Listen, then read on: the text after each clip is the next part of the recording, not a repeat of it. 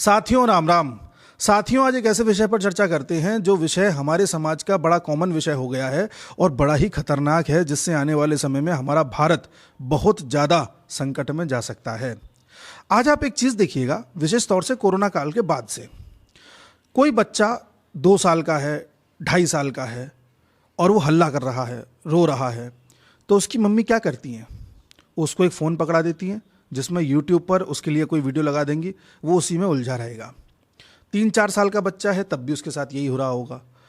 ऐसा बच्चा न तो घर से बाहर कहीं जा रहा होता है, न बाहर का खेल खेल रहा होता है, और न ही आजकल की मम्मियों के पास वो फुर्सत है कि बच्चे को चुप कराएं या उसको बहलाएं या फुसलाएं या उसको खेल में लगाएं। उनको लगता है ये रोएगा, हल्ला करेगा, इससे अच्छा इसको ये पकड़ा दो मोबाइल, ये अपना शांत बैठा रहेगा। ऐसे ही पिताजी लोग हो गए हैं आजकल के, कॉर्पोरेट वर्ल्ड में काम करते हैं, सुबह से शाम तक लैपटॉप वाली ज़िंदगी करते हैं। उसके बाद शाम को उनको लगता है क्या बच्चे से ये करना, उसको कोई ना कोई इस तरह के मोबाइल में उलझा देते हैं और बच्चा फिर शाम को खाना वाना खा के दूध वूध पी के सो जाता है। थोड़ा बच्चा बड़ा होता है और इस बच्चे का दाखिला एक अंग्रेजी माध्यम में करा दिया जाता है, कॉन्वेंट स्कूल में करा दिया जाता है, जहाँ पर माँ बाप का जोर सिर्फ इतना होता है कि हमारा बच्चा सुबह चला जाए, कोई इसे लेके चला जाए, उसके बाद इसे दोपहर में घर छोड़ दे। स्कूल में माँ बाप ये ध्यान दे रहे होते हैं कि स्कूल में बच्चा बढ़िया अंग्रेजी सीख जाए, कोई भी घर में आए तो अंग्रेजी में बात करे और लगना चाहिए कि हाँ, इनका लड़का जो एकदम बहुत मॉडर्न हो गया है। बच्चा कुछ खाने को मांगे, मान लो बच्चा अब 6-7 साल का हो चुका है, 8 साल का हो चुका है, कुछ खाने को मांगे तो उसके लिए पास्ता बना दिया, कभी पिज़्ज़ा ला दिया, बना दिया, और कभी मैकडी में ले गए, कभी किसी प्रकार की कोई शॉपिंग करा दी। इस तरह की एक दिनचर्या देखने को मिलती है। इस बीच जब बच्चा 6-7 साल का, 8 साल का हो जाता है तो आप गौर कर रहे होंगे कि इसी बच्चे के चश्मा भी लग जाता है। मैंने ऐसे कई बच्चे देखे हैं जो 2020 के आसपास पैदा हुए थे, अभी वो 5 साल के हुए हैं और उनके चश्मा लग गया है। आप कहेंगे चश्मा तो हमारे भी लगा है। मेरे चश्मा लगा है 30 साल की उम्र में जाके, उनको लग रहा है 5-6 साल की उम्र में लग गया साहब चश्मा। अब जो बच्चा 8 साल तक पहुंच चुका है, ये वो बच्चा है जो या तो मोबाइल में डूबा रहा है या अंग्रेजी में डूबा रहा है, या इसने सिर्फ अपने घर में 2 ही लोगों को देखा है, अपने पेरेंट्स को, और इसने वो फ्लैट वाली ज़िंदगी देखी है जो बड़े बड़े शहरों में होती है। इसके अलावा बच्चे ने और कुछ नहीं देखा। इस बच्चे ने नहीं देखा कि बाहर खेलना क्या होता है। इस बच्चे को नहीं पता कि आस पड़ोस में लोग कौन रह रहे हैं।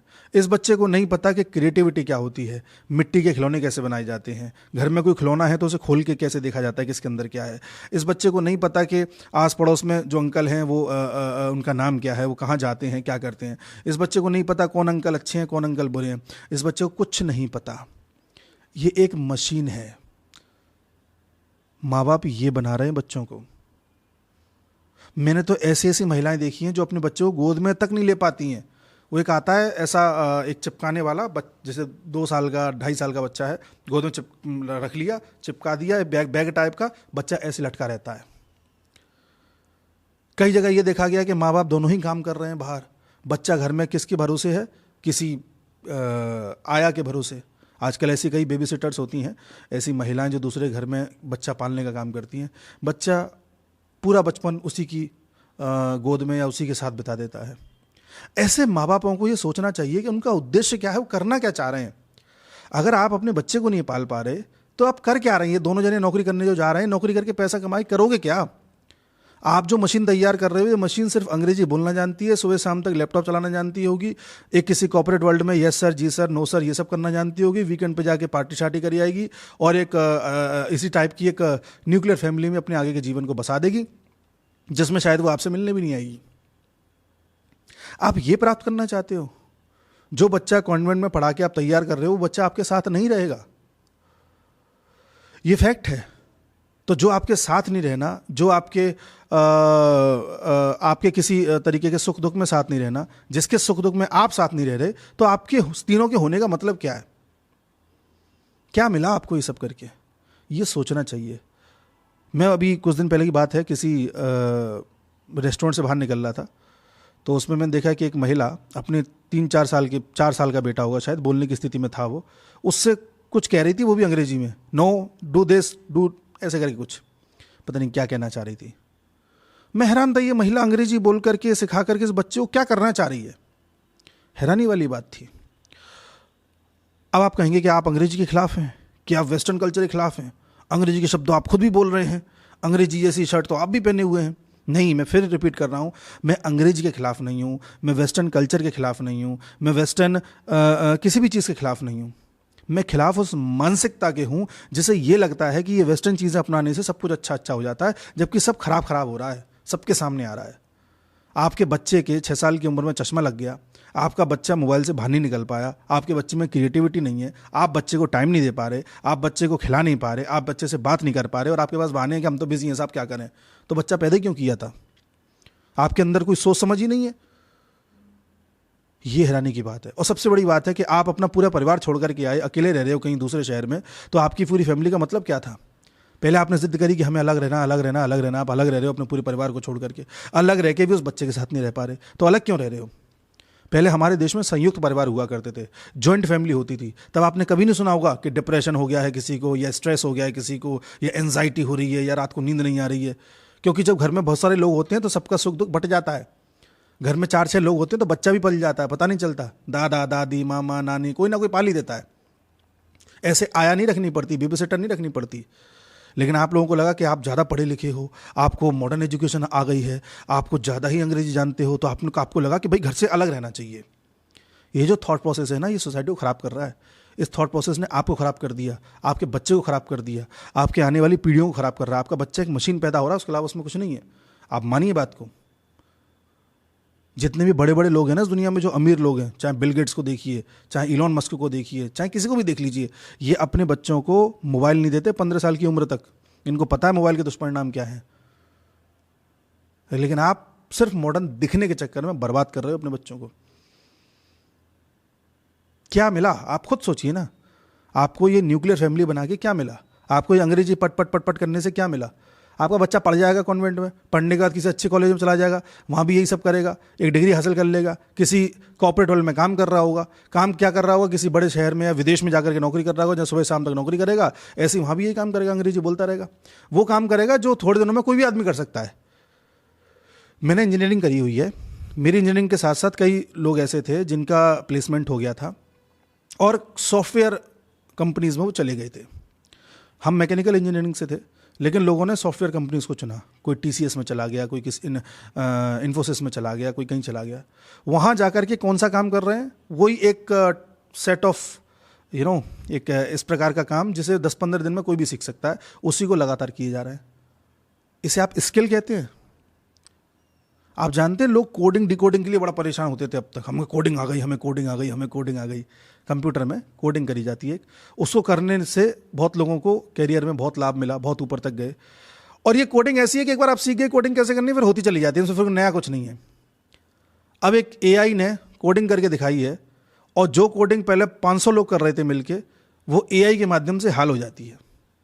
तो यानी जब वो AI वाली कोडिंग सब में लागू हो जाएगी तो इन लोगों की कोई ज़रूरत ही नहीं पड़ेगी, 500 लोगों की नौकरी चली जाएगी। और ये 500 लोग वो हैं जिन्हें कोडिंग के अलावा कुछ आता ही नहीं है, क्योंकि ये उसी सेट ऑफ तरीके से पैदा हुए हैं, पले बड़े हैं। तो बेसिकली मैं कहना क्या चाह रहा हूँ कि जो कॉर्पोरेट वर्ल्ड वाले आज आपको दिखाई दे रहे हैं, जो अंग्रेजी पट पट पट पट करते हुए दिखाई दे रहे हैं, ये वो लोग हैं जिनके पास स्किल्स ना के बराबर हैं। जी हाँ, बहुत लोगों को बुरा लगेगा, पर स्किल्स नहीं है उनमें। वो सिर्फ उन्हें एक मशीन की तरह तैयार कर दिया गया है, जो वो उसी तरीके का काम डेली करते रहते हैं। जिस दिन इनकी नौकरी जाएगी ये कुछ और कर भी नहीं पाएंगे। मैंने किसी एक वीडियो में आपको बताया था कि हम तो वो देश रहे हैं जिसका हर आदमी कई सारे स्किल्स को जानता था, कई सारे टैलेंट्स को जानता था।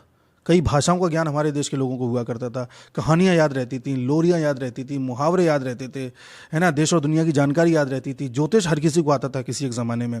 गणित में हर कोई थोड़ा बहुत जानता था। साइंस में हर कोई जानता था कि भाई कैसा क्या करने से क्या हो जाता है। आयुर्वेद थोड़ा थोड़ा सबको आता था कि अच्छा आपको ये वाली बीमारी हो गई है तो आप ये खा लेना, वो खा लेना। छोटे छोटे नुस्खे हर किसी को पता होते थे। और हमारे देश की महिलाएं तो ऐसी थी जिनको बहुत सारी चीज़ें आती थी, जिन्हें खाना बनाना आता था, आज भी आता है, घर के फाइनेंसेस मैनेज करना आता था, जिन्हें सिलाई करना आता था, जिन्हें अचार डालना आता था, पापड़ बनाना आता था, जिनको ये भी पता था कि भाई कोई बीमारी अगर हो गई तो क्या, आयुर्वेद का ज्ञान भी था। हर तरह का ज्ञान इनको था। इन्हें बच्चे पालना आता था, बच्चों को कैसे लाइन पे रखना है इन्हें वो आता था। इन्हें सुख दुख बांटना आता था, बड़ों की केयर करना आता था, छोटों की केयर करना आता था, पूरी फैमिली को साथ लेकर चलना आता था। लेकिन अब जो पढ़ी लिखी सो कॉल्ड पीढ़ी पैदा हुई है, जो कॉर्पोरेट वर्ल्ड में पहुंच गई है, इसे कुछ नहीं आता। ये अपने बच्चे नहीं पाल पा रहे, ये अपने बच्चे नहीं पाल पा रहे। और इनके बच्चे इनसे ही बड़े मशीन पैदा हो रहे हैं जो खुद को ही नहीं पाल पाएंगे। फिर यहाँ डिप्रेशन होता है, एंजाइटी होती है, स्ट्रेस होता है, ये होता है, वो होता है। ये अंग्रेजों की या एडम स्मिथ की सोची समझी साजिश थी कैपिटलिज्म को फैलाने की। आज हम क्या खा रहे हैं? अंग्रेजी दवाइयाँ, जिसके फ़ायदे हैं उतने ही नुकसान भी हैं। और क्या खा रहे हैं? Junk food. और क्या खा रहे हैं? पैकेट वाला फूड। आने वाले समय में आप देखना, हम ऑर्गेनिक फूड की बजाय ये केमिकल वाला फूड खा रहे होंगे। आज हम और आप जो प्रोडक्ट खाते हैं बाजार से, कोई भी चीज़, हम कोई जूस लेकर के आए, मान लो पैक्ड जूस, आपको क्या लगता है उसमें 100% जूस होता है? आधे से ज़्यादा केमिकल्स होते हैं। तो एक तरीके से आप केमिकल्स खा रहे हैं। तो और हमको और आपको जो ऐसे देश में रह रहे हैं जहाँ पर खाने पीने की इतनी चीज़ें हैं, कोई इसका हिसाब नहीं है, वहाँ पर हम क्या खा रहे हैं? केमिकल्स। ये अंग्रेजों की साजिश थी। हमारा ऐसा देश जहाँ पर अनाज की कोई कमी नहीं, छोटा अनाज, बड़ा अनाज, मोटा अनाज, पतला अनाज, कैसा भी, हर तरह का अनाज हमारे पास है, अन्न भंडार हैं हम इस देश के, बावजूद उसके हम क्या खा रहे हैं? केमिकल्स। आप समझ रहे हैं? कई ऐसे प्रोडक्ट आप देख लीजिए, कुछ भी उठा लीजिए जो बाजार से पैक होकर के आपके घर में पूछ रहा है। बिस्किट आप लोग खा रहे हैं, बिस्किट में लिखा रहता है कि साहब ये तो जो है बादाम वाला बिस्किट है। उसमें कितने % बादाम है एक बार चेक कर लेना। समझ रहे हैं आप? ये साहब बादाम वाला तेल है, कितने % बादाम है चेक कर लेना। मूंगफली वाला तेल है, देख लेना कितना मूंगफली है उसमें, आपको खुद पता चल जाएगा। उसमें लिखा रहता है कि इसके अंदर क्या क्या चीजें हैं, उसमें % लिखा रहता है। मैंने उस दिन एक लेमन वाली ड्रिंक पी थी, मैं नाम नहीं ले सकता उसका, एक लेमन वाली ड्रिंक, पैक्ड ड्रिंक। उसमें मैंने देखा कि लेमन का कंटेंट कितना है, जरा देखूं, आप जान के हैरान हो गए। उसमें नींबू का कंटेंट था 1% से भी कम, और स्वाद पूरा नींबू जैसा आ रहा था। तो क्या ही केमिकल वाला खाना नहीं खा रहे हम? ऐसी केमिकल वाली रोटी आएंगी, केमिकल वाली सब्जी आएंगी, सब चीज़ केमिकल वाला आएगा उस देश में जहाँ पर सब कुछ धरती से उग सकता है। ये एडम स्मिथ का कैपिटलिज्म है। सोच लीजिए कितना बड़ा खेल आपके साथ हुआ है। आज आपका आयुर्वेद गायब हो चुका है, आज आपके घर का मैनेजमेंट गायब हो चुका है, आज आपके परिवार टूट चुके हैं। परिवार को क्यों तोड़ा एडम स्मिथ ने? इसलिए क्योंकि पहले मान लो 10 जने एक घर में रह रहे थे, उनको कैसे भी ऐसा सिखा दो कि कम से कम वो सब टूटें और अलग अलग घर खरीदें। अब वो पूरा परिवार टूट गया। पहले 10 जने एक घर में रह रहे थे, अब वो टूट गए तो पता चला 4 घर और लेने पड़ गए। जब 4 घर लोगे तो 4 गाड़ियाँ लेनी पड़ेंगी, 4 वॉशिंग मशीन लेनी पड़ेंगी, 4 फ्रिज लेने पड़ेंगे, 4 टीवी लेनी पड़ेंगी, 4 तरीके के आपको बर्तन खरीदने पड़ेंगे। तो ज़्यादा खर्चा करोगे, जितना खर्चा करोगे उतना पैसा आप खर्च करोगे, जितना खर्च करोगे उतनी मेहनत करोगे, उतनी मेहनत करोगे उतना कैपिटलिज्म बढ़ेगा। चीज़ें बिकने को ही कैपिटलिज्म कहते हैं। ऐसा खेला हो गया हमारे और आपके साथ, और हम उसी के पीछे अंधाधुन भाग रहे हैं। ये आजकल के पेरेंट्स ये समझ ही नहीं पा रहे कि अपने बच्चे को जो ये बनाना चाह रहे हैं क्या बनेगा यार, वो मतलब ख़त्म कर रहे हो आप उसे यार। आपके ज़माने में चलो मोबाइल नहीं था तो आप थोड़ी बहुत क्रिएटिविटी जानते भी हो, वो कुछ भी नहीं जानता, वो भोंदू कर दिया है आपने मोबाइल दे दे के। अगर आपके पास टाइम नहीं है तो टाइम निकालो। नौकरी अगर भारी पड़ रही है तो एक जना छोड़ दो, कम पैसे में जी लो यार, क्या दिक्कत है? ऐसी कौन सी ज़रूरत है जो पूरी नहीं हो पा रही? लेकिन बच्चा आपका एक कार्टून पैदा हो जाए, उससे अच्छा तो ये है कि कम से कम वो तो लायक बने, उसे सिखाओ यार कुछ चीज़ें। आप खुद देखिए, आपके दादाजी को कई सारे मंत्र आते थे, आपके दादाजी को कई पुरानी पौराणिक कथाएँ पता थीं, आपके पिताजी को उससे कम पता थी, आपको बिल्कुल ही नहीं पता होंगी। ये ख़त्म कर दिया धीरे धीरे, जैसे जैसे एजुकेशन सिस्टम ब्रिटिश वाला लागू हुआ वैसे वैसे हम ख़त्म हो गए।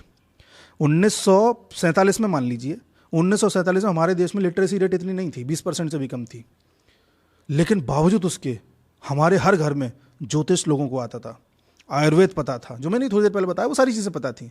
जैसे जैसे हमारा अंग्रेजी का लिटरेसी बढ़ता गया, 70% पार हुआ, वैसे वैसे सूरत हाल ये हुआ कि हम उतने ही ज़्यादा अनपढ़ हो गए। कोई स्किल नहीं आज हमारे अंदर बचा, सिर्फ एक मशीन पे बैठ के काम करने के अलावा। ये हमने पाया है। तो मैं इस वीडियो के माध्यम से कहना क्या चाह रहा हूँ कि आप जो भी चीज़ कर रहे हैं उसमें ये देखें कि उसके दुष्परिणाम क्या हैं। आप भाषा सीखिए, मुझे भाषा से कोई दिक्कत नहीं है, खूब सीखिए, ज़्यादा से ज़्यादा आनी चाहिए, कपड़े ज़्यादा से ज़्यादा पहनिए, हर तरीके के पहनिए, लेकिन ये ध्यान रखिए कि आप जो भी कृत्य कर रहे हैं, जो भी स्टेप उठा रहे हैं, उसका भविष्य में परिणाम क्या होगा। कहीं ऐसा तो नहीं कि आप अपने देश की चीज़ों को भूल जाएं, कहीं ऐसा तो नहीं कि आप जिस सर्कल में रह रहे हैं वो सर्कल आपको ही ख़त्म कर दें अंदर ही अंदर, या आप जिसको पाल रहे हैं या जो आपके अंडर में रह रहा है आप उसे ख़त्म कर दें धीरे धीरे आंतरिक रूप से। इस पर विचार होना चाहिए। और ये जो so called high profile societies हैं, जो बड़े बड़े सोफिस्टिकेटेड लोग हैं, ये खुद परेशान हैं अपनी ज़िंदगी से, तो इनको तो छोड़िए। इनको फॉलो करने से पहले वास्तविकता जानिए, तब फॉलो करिए कि किसको फॉलो करना है, किसको नहीं करना है। मिलते हैं अगले वीडियो में, तब तक के लिए राम राम।